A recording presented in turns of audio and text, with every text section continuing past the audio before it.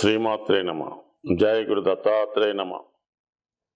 ఈ వీడియోలో మనం ఫిబ్రవరి నెల 2024 సంవత్సరంలో మకర రాశి వారికి మాస ఫలితాలు ఏ విధంగా ఉంటాయో పరిశీలించే ప్రయత్నం చేద్దాం. మరి ఈ నెల మకర రాశి వారికి ఫిబ్రవరి 15వ తారీఖు వరకు అష్టమాధిపతి రవి రాశి అందే సంచరించడం జరుగుతుంది. ఒక విధంగా భాగ్యాధిపతి బుధుడితో కలిసి కూడా ఉండడం వల్ల ఒక విధమైనటువంటి రాజయోగం, అంటే విపరీత రాజయోగం ఏర్పడింది అన్నమాట. అంటే రెండు దుస్థానాధిపతులు, 6వ స్థానాధిపతి 8వ స్థానాధిపతి కలిసి రాశి యందు సంచరించడం ఒక విధంగా జాతకుడికి ముఖ్యంగా శత్రువులపై విజయాన్ని, అలాగే నూతన ఆదాయం కొరకు చేసే ప్రయత్నాలు కొంతవరకు కలిసి వచ్చే అవకాశం ఉంది. ఏదన్నా ఇది విద్యా రంగంలో ఉన్న వాళ్ళకి, ఆధ్యాత్మిక రంగంలో ఉన్న వాళ్ళకి, అలాగే దినసరి ఆదాయం కొరకు జీవనోపాధి సాగిస్తున్న వారికి ఒక విధంగా అనుకూలమైన ఫలితమే అనొచ్చు. ఏదో విధంగా వాళ్ళకి ఆదాయం మార్గాలు ఏర్పడతాయి, ప్రభుత్వ సహకారం లభించే అవకాశం ఉంది, మొత్తం మీద కొత్త ఉపాధి అవకాశాలు ఏర్పడతాయి. గతంలో కన్నా కొద్దిగా ధైర్యంగా, కాన్ఫిడెన్స్గా జాతకుడు మరి తన వ్యవహారాల్ని ముందుకు తీసుకెళ్లే అవకాశం ఉంటుంది. ఇక 12వ స్థానంలో శుక్రుడు, అంటే ఈ శుక్రుడు ఈ రాశి వారికి యోగకారకుడు, దశమాధిపతిగా 1000 స్థానంలో ఉన్నాడు. అప్పుడు ఏమవుతుందంటే వృత్తి కొరకు పెట్టుబడి పెట్టడం కానీ, వృత్తిని మార్చడం కానీ, ఉపాధి కొరకు దూర ప్రాంతం కానీ విదేశం కానీ వెళ్ళడం కానీ జరుగుతుంటుంది. అంటే ఇవి తొందరగా మారే గ్రహాలు కాబట్టి ఆ ప్రయత్నాలు జరుగుతుంటాయి. గతంలో ప్రయత్నం చేస్తే ఈ సమయంలో దాని ఫలితం ఇవ్వడం జరుగుతుంటుంది. సో మొత్తం మీద శుక్రుడు 12లో ఉన్నప్పుడు ఏదన్నా వ్యాపార అవసరాల కొరకో, ఉద్యోగ అభివృద్ధి కొరకో, అలాగే విందు వినోదాల కొరకో, లేదంటే ఏదన్నా లగ్జరీ సంబంధించిన వాటి కొరకో ధన వ్యయం జరుగుతూ ఉంటుంది. సంతోషంగా కొంత ధనాన్ని శుక్రుడు 12లో ఉన్నప్పుడు జాతకుడు ఎంజాయ్ చేస్తుంటాడు. దానికి అదనంగా బుధుడు కూడా, చతుర్థ లాభాధిపతిగా ఉన్నటువంటి కుజుడు కూడా 12వ స్థానంలో సంచరిస్తున్నాడు. అంటే శుక్ర కుజులు 12వ స్థానంలో ఉన్నప్పుడు జాతకుడు కొంత అనవసర వ్యయం చేయడం జరుగుతుంది. చాలా కాలంగా అతను ఏదో ఒక తీరని కోరుకుంటే దాన్ని ఈ సమయంలో తీర్చుకునే ప్రయత్నం చేస్తూ ఉంటాడు. అలాగే ఒక ఖరీదైన హోటల్లో స్టే చేయడం కానీ, లేదంటే ఏదన్నా దూర ప్రాంతంలో ఉన్నటువంటి ఒక వినోద కేంద్రాన్ని, విలాస కేంద్రాన్ని దర్శించడం, అక్కడ కావలసిన వారితో ఎంజాయ్ చేయడం కూడా జరుగుతుంటుంది. ఇది అందరి విషయంలో కాకపోయినా వారి వారి స్థాయిని బట్టి ఈ కుజ శుక్రులు కలిసినప్పుడు జాతకుడికి కొంత కొత్త కొత్త ఆలోచనలు, కొత్త కొత్త అలవాట్లు మీద ఆసక్తి మళ్ళుతూ ఉంటుంది. ఏదో కొంత అతని స్థాయిని బట్టి జీవితాన్ని ఎంజాయ్ చేసే ప్రయత్నం చేస్తుంటాడు. సో ఇది ఈ విధంగా ఉంటే లగ్నంలో బుధ కుజులు అనుకూలంగా ఉన్నారు. అయితే శని 2వ స్థానంలో, కుటుంబ స్థానంలో ఉండడం వల్ల కుటుంబపరంగా ఆర్థికపరమైన చికాకులు, కుటుంబ సభ్యుల నుంచి సహకారం పెద్దగా లేకపోవడం జరుగుతుంటుంది. కొంతమంది ఇదే సమయంలో ఇవన్నీ అనుకూలిస్తున్నాయి కాబట్టి జీవనోపాధి కొరకు వేరే ప్రాంతం కానీ, దూర ప్రాంతం కానీ వెళ్ళడం జరుగుతుంటుంది.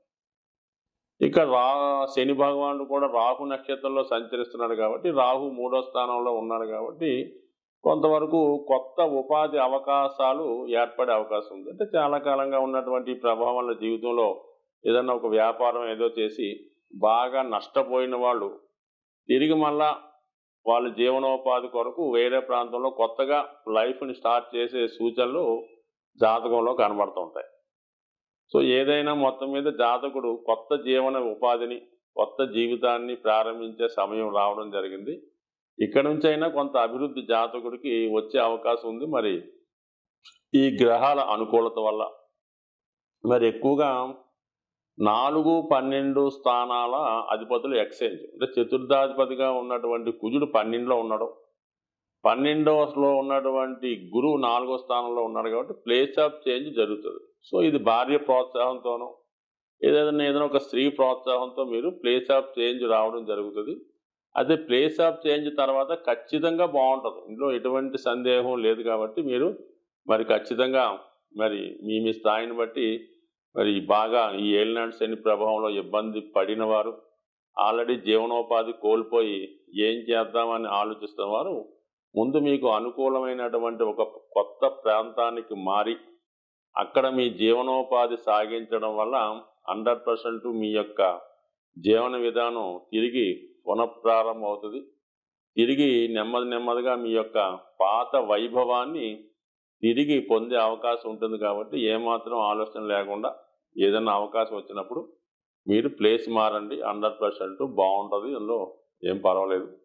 అది రాహు కూడా 3వ స్థానంలో ఉన్నాడు కాబట్టి మీకు మిత్రులు, చిన్ననాటి మిత్రులు కానీ అనుకోకుండా పరిచయమైన మిత్రులు కానీ మీరు నిలదొక్కుకోవడానికి తగు విధంగా సహాయం చేయడం కూడా జరుగుతూ ఉంటుంది. ఏదైనా ఒక చాలా కాలం తర్వాత మంచి రోజులు వచ్చాయని అనుకొని మీ జీవన విధానాన్ని తిరిగి ప్రారంభించడం వల్ల 100% కొత్త లైఫ్ ప్రారంభమవుతుంది. అయితే ఎంత కొత్త లైఫ్ ప్రారంభించినా మరి ఈ కుజ శుక్రుల కలయిక వల్ల వచ్చిన ధనాన్ని మళ్ళా పాత పద్ధతిలోనే మరి కొంత వేస్ట్ ఖర్చులు, అనవసర ఖర్చులు తగ్గించుకొని ముందుకు వెళితే అనుకూలంగా ఉంటుంది. బట్ ఏదైనా ఈ రాశి వారు నిరంతరం ప్రస్తుతమే కాదు ఎల్లప్పుడూ కూడా హనుమాన్ ఆరాధన, అంటే ఈ రాశి వారికి కుజస్థానం అయినటువంటి వృశ్చిక రాశి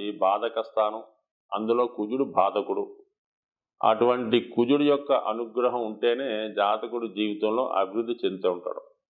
సో ఆ కారణం వల్ల కుజగ్రహ అనుగ్రహం కోసం హనుమాన్ చాలీసా పారాయణ, హనుమాన్ ఆరాధన, మంగళవారం రోజు నియమంగా ఉండడం, ఇవన్నీ చేసుకోవడం వల్ల అతి తొందరలోనే జాతకుడు తిరిగి పూర్వ వైభవాన్ని పొందుతాడని ఆశిస్తూ, సాధారణంగా గ్రహాల యొక్క శాంతి కొరకు పంచభూతాలు అంటే మనకి గాలి, నిప్పు, నీరు, వాయువు, ఆకాశం అనే 5 తత్వాలు ఉండడం జరిగింది.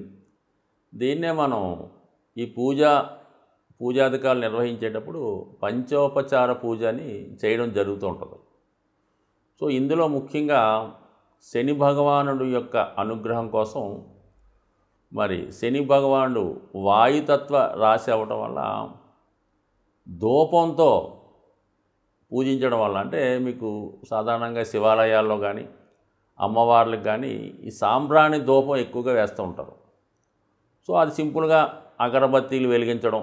అంటే చాలామంది ఏం చేస్తారంటే పూర్తిగా పూజ చేయని వాళ్ళు వారంకోసారి మామూలుగా చేస్తుంటూ ప్రతిరోజు కూడా ఉభయ సంధ్యల్లో ఈ అగరబత్తి వెలిగించి పూజ చేస్తూ ఉంటారు. ఇంకా ఓపిక ఉన్నవాళ్ళు సాంబ్రాణి పొగ అది గృహం అంతా వేస్తూ ఉంటారు. ఎక్కువగా అమ్మవార్లకి, శివునికి, అలాగే ఈ సాంబ్రాణి పొగ వేయటం వల్ల కనీసం ప్రతిరోజు అగరబత్తి 2 పూట్ల భగవంతుని యొక్క ఆరాధించడం వల్ల మీకు కంపల్సరిగా ఈ నవగ్రహాల్లో శని భగవానుడి యొక్క అనుగ్రహం లభించడం జరుగుతూ ఉంటుంది. సో ఈ కారణం వల్ల ఒకటి, అలాగే ప్రతిరోజు కూడా ఈ గృహంలో నిరంతరం ఏదో భగవంతుని యొక్క నామస్మరణ మోగే విధంగా, అంటే గతంలో కొన్ని చిన్న చిన్న బాక్సులాగా ఉంటే ఏదో ఓం నమో నారాయణయో, ఓం శివాయ ఏదో చదువుతూ ఉంటాయి. సో అటువంటి కూడా గృహంలో ఉండడం వల్ల ఏంటంటే పాజిటివ్ ఎనర్జీ ఆ గృహంలో ఉండడం జరుగుతూ ఉంటుంది. కాబట్టి సాధ్యమైనంత వరకు శని భగవానుడి యొక్క అనుగ్రహం కావాలంటే ఆ గృహం చాలా పరిశుభ్రంగా ఉండాలి. అలాగే ఇరిగిపోయిన వస్తువులు, పనికిమాలిన వస్తువులు, అక్కర్లేని వస్తువులు ఇంట్లో ఉంచడం. అలాగే కొంతమందికి ఏంటంటే ఓ 10 జతల చెప్పులు ఉంటాయి, ఏదో కొత్తవి కొంటుంటారు, పాత ఏం చేసుకుంటారో. ఈ చెప్పుల జతలు ఎక్కువ అవడం వల్ల ఈ కొంతకాలంకి ఆ నెగిటివ్ ఎనర్జీ వాటి మీద వచ్చే అవకాశం ఉంటుంది. కాబట్టి సాధ్యమైనంత వరకు ఈ చెప్పులన్నీ నిల్వ ఉంచకుండా ఎప్పటికప్పుడు దాన్ని అవసరం తీరిన తర్వాత బయటపడేయండి. ఏదో 1-2 చెప్పులు పెట్టుకోవడం అన్నది ఒక కొత్తమైన పద్ధతి. అలాగే ఇంట్లో వాడే చీపురు గట్ట దాన్ని కూడా మరి ఒక చోట కొంతమంది నిలువుగా పెడుతుంటారు అనమాట. అంటే కుచ్చు పైకి వచ్చేలా పెడుతుంటారు అనమాట. జ్యేష్ఠాదేవి చేతిలో ఆయుధంలాగా. ఎట్టి పరిస్థితుల్లో కూడా కుచ్చు అరిగిపోతే ఇంకోటి కొనుక్కుంటా ఏం పోయింది. అందువల్ల ఎప్పుడు కూడా అది నిలువుగా కరెక్ట్గా పెట్టాలి తప్ప కుచ్చు పైకి వచ్చే విధంగా మాత్రం ఎట్టి పరిస్థితుల్లో కూడా పెట్టలేదు. ఇవన్నీ కూడా అలక్ష్మికి కారణాలన్నమాట. సో అలాగే ఏంటంటే ఈ భోజనం చేయడానికి కూడా ఒక పర్టికులర్ టైం పాటించాలి.